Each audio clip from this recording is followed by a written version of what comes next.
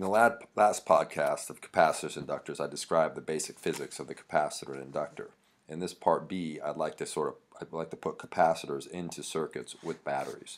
So let's take a look at the first circuit. The first circuit is we want to find essentially the potential across the capacitor and the potential across the resistor in this circuit. And so the new addition is we're going to add a switch so that we can control when the current starts to flow. So essentially we treat this like any other problem. We're just going to apply Kirchhoff's loop rule around this loop. We can do that. We have the change of potential across the battery, across the resistor, and across the capacitor, and we can make those substitutions. If I'm going around clockwise, we can go up in potential across the battery, that's positive.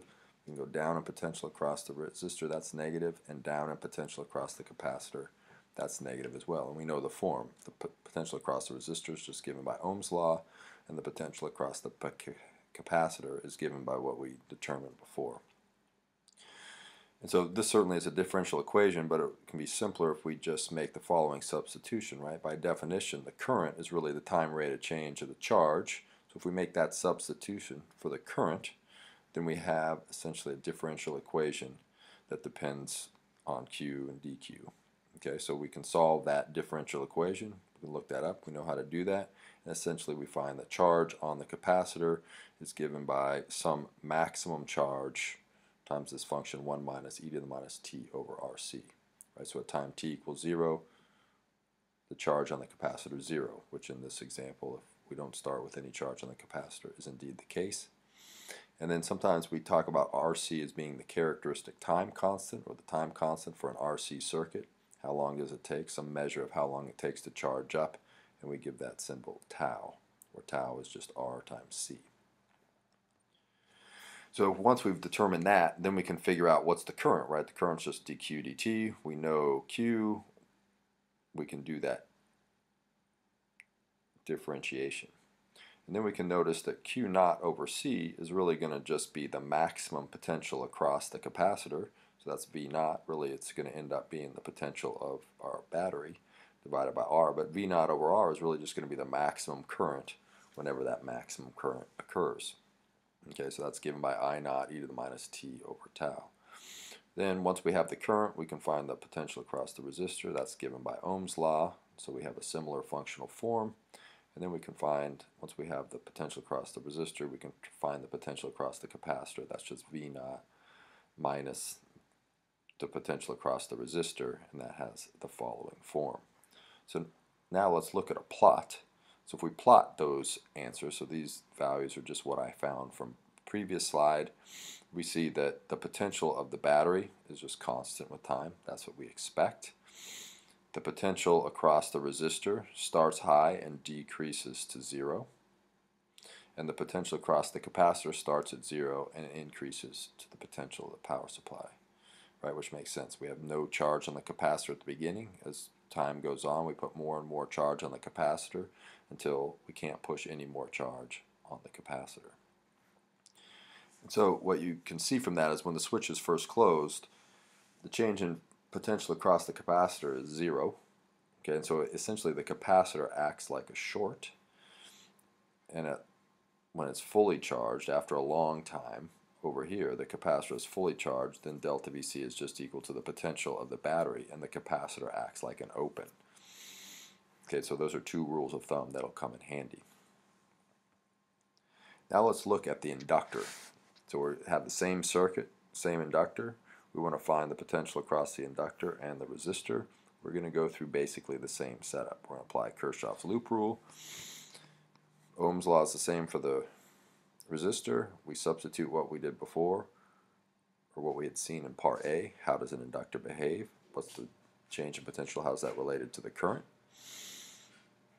So we get the following relationship. Well, we see that's a differential equation that we can solve. And the solution, if you solve that problem, is essentially the current going through the inductor, in this case, and the resistor, is just some maximum current times 1 minus e to the minus r over L times t. So if t equals 0, then this quantity becomes 0, and there is no current. So right at the beginning, there's no current through the inductor. It's resisting changes. So we can write that, again, we can define a characteristic time constant, which is just L over R, which says something about how fast the inductor charges or discharges. So given that we now have the current, we can find the potential across the resistor using Ohm's law, has this functional form, and we can find the potential across the inductor, which has this functional form. So now let's look at a plot. In this plot, we can see, this is just the information from the last slide. We see the battery, again, is constant with time. The potential across the resistor starts at 0, right, because there's no current at the beginning, and gets larger and larger, larger, larger, until it reaches some maximum value. That's the case when it's like the inductor isn't there. It's like it's just a wire, no changing magnetic field. And the potential for the inductor starts high, right, it's resisting the changes, and then drops to 0 over time. And so we can look there and say when the switch is first closed, the change in potential across the inductor is just that of the battery, or the inductor is really acting like an open circuit. And after a long time, when everything's come to sort of equilibrium, then we can when the switch has been closed a while, then we can say the change in potential across, that should be the inductor, is equal to 0, and the inductor acts like a short. Okay, and so those are sort of some useful things. And so essentially, what we describe these as transients. These are sort of situations where they're not DC, they're not quite alternating current, they're sort of, but the current is changing, and so they're sort of an AC model. That's if we describe AC as changing current. But these are the basic functional forms, and it's essentially that the potential across the capacitor is going to charge, or is going to change exponentially. It's either going to exponentially increase or exponentially decrease, right? And you have to decide what that functional form is based on your initial conditions and the situation at hand. Okay, but essentially the time constant is always RC, and the same for the inductor resistor circuit, right? The potential across the resistor or the inductor is going to charge or increase exponentially, or it's going to decrease exponentially. So that's either going to be this form or this form, and which one goes where, you just sort of have to look at the initial conditions and see what happens.